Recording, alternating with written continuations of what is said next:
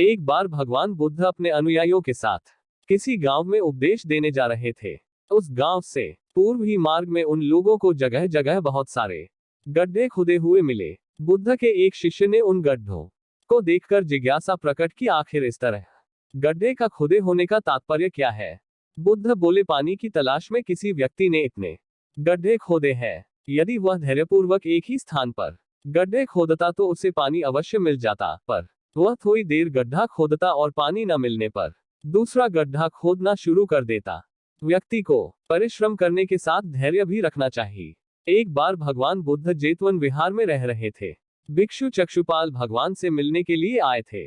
उनके आगमन के साथ उनकी दिनचर्या, व्यवहार और गुणों की चर्चा भी हुई। भिक्षु चक्षुपाल अंधे थे। एक दिन विहार के कुछ भिक्षुओं ने कुछ मरे हुए कीड़ों को चक्षुपाल की कुटी के बाहर पाया और उन्होंने चक्षुपाल की निंदा करनी शुरू कर दी कि उन्होंने इन जीवित प्राणियों की हत्या की।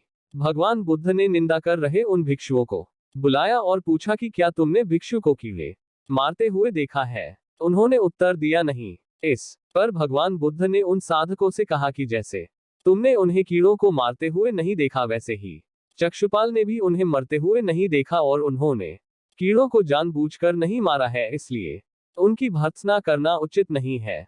भिक्षुओं ने इसके बाद पूछा कि चक्षुपाल अंधे क्यों हैं? उन्होंने इस जन्म में अथवा पिछले जन्म में क्या पाप किए? भगवान बुद्ध ने चक्षुपाल के बारे में कहा कि वे पूर्व जन्म में एक चिकित्सक थे। एक अंधी स्त्री ने उनसे वादा किया था कि यदि वे उसकी आंखें ठीक कर देंगे तो वह और उसका परिवार उनके दास बन जाएंगे। स्त्री की आंखें ठीक हो गईं, पर उसने दासी बनने के भय से यह मानने से इनकार कर दिया। चिकित्सक को तो पता था कि उस स्त्री की आंखें ठीक हो गई हैं, वह झूठ बोल रही है। उसे सबक सिखाने के लिए या बदला लेने के लिए चक्षुपाल ने दूसरी दवा दी। उस दवा से महिला फिर अंधी हो गई। वह कितना ही रोई पीटी, लेकिन चक्षुपाल जरा भी नहीं पसीजा। इस पाप के फलस्वरूप अगले जन्म में चिकित्सक को अंधा बनना पड़ा। भगवान बुद्ध का जब पाटलिपुत्र में शुभागमन हुआ तो हर व्यक्ति अपनी अपनी सांपत्तिक स्थिति के अनुसार उन्हें उपहार देने की योजना बनाने लगा। राजा बिंबिसार ने भी कीमती हीरे, मोती और रत्न उन्हें पेश किए। बुद्धदेव ने सबको एक हाथ से सहर्ष स्वीकार किया। इसके बाद मंत्रियों, सेठों, साहूकारों ने अपने अपने उपहार उन्हें अर्पित किए और बुद्धदेव ने उन सबको एक हाथ से स्वीकार कर लिया। इतने में एक बुढ़िया लाठी टेकते वहां आई। बुद्धदेव को प्रणाम कर वह बोली, जिस समय आपके आने का समाचार मुझे मिला उस समय मैं यह अनार खा रही थी। मेरे पास कोई दूसरी चीज ना होने के कारण मैं इस अधखाए फल को ही ले आई हूँ। यदि आप मेरी इस तुच्छ भेंट स्वीकार करें तो मैं अहोभाग्य समझूंगी। भगवान बुद्ध ने दोनों हाथ सामने कर वह फल ग्रहण किया। राजा बिंबिसार ने जब यह देखा तो उन्होंने बुद्धदेव से कहा, क्षमा करें, एक प्रश्न पूछना चाहता हूँ। हम सबने आपको कीमती और बड़े बड़े उपहार दिए जिन्हें आपने एक हाथ से ग्रहण किया, लेकिन इस बुढ़िया द्वारा दिए गए छोटे एवं जूठे फल को आपने दोनों हाथों से ग्रहण किया, ऐसा क्यों? यह सुन बुद्धदेव मुस्कुराए और बोले, आप सबने अवश्य बहुमूल्य उपहार दिए हैं, किंतु यह सब आपकी संपत्ति का 10वां हिस्सा भी नहीं है। आपने यह दान दीनों और गरीबों की भलाई के लिए नहीं किया है, इसलिए आपका यह दान सात्विक दान की श्रेणी में नहीं आ सकता।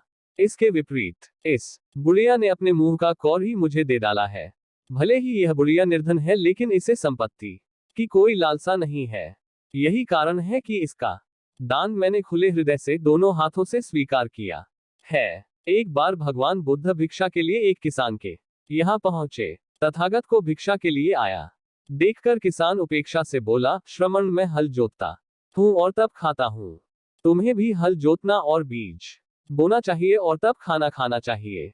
इस पर किसान को जिज्ञासा हुई और वह बोला, मैं न तो तुम्हारे पास हल देखता हूँ, ना बैल और ना ही खेती का स्थल। तब आप कैसे कहते हैं कि आप भी खेती ही करते हो? आप कृपया अपनी खेती के संबंध में समझाएं। बुद्ध ने कहा, महाराज, मेरे पास श्रद्धा का बीज, तपस्या रूपी वर्षा और प्रजा रूपी जोत और हल है। पापभीरुता का दंड है, विचार रूपी रस्सी है, स्मृति और जागरूकता रूपी हल्की फाल और पेनी।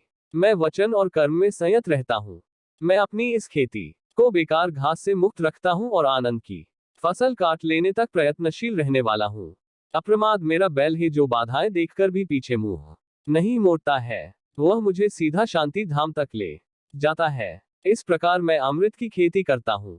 एक बार भगवान बुद्ध विचरते हुए वैशाली के वन विहार में आए। नगर में उनके पहुंचने की खबर मिनटों में फैल गई और उनके दर्शन करने के लिए लोग वहां आने लगे। नगर के बड़े बड़े श्रेष्ठ जन भी उनके दर्शन के लिए पहुंचे। हर किसी की इच्छा थी कि तथागत उसका निमंत्रण स्वीकार करे और उसके घर भोजन करने के लिए पधारे। आम्रपाली वैशाली की सबसे सुंदर और प्रतिष्ठित गणिका थी। वह भी बुद्धदेव के तपस्वी जीवन को देखकर प्रभावित हो चुकी थी तथा उसे अपने घृणित जीवन से घृणा हो चुकी थी।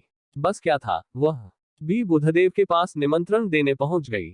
उसने तथागत को निमंत्रण दिया और उन्होंने उसका निमंत्रण स्वीकार कर उसके घर हो भी आए।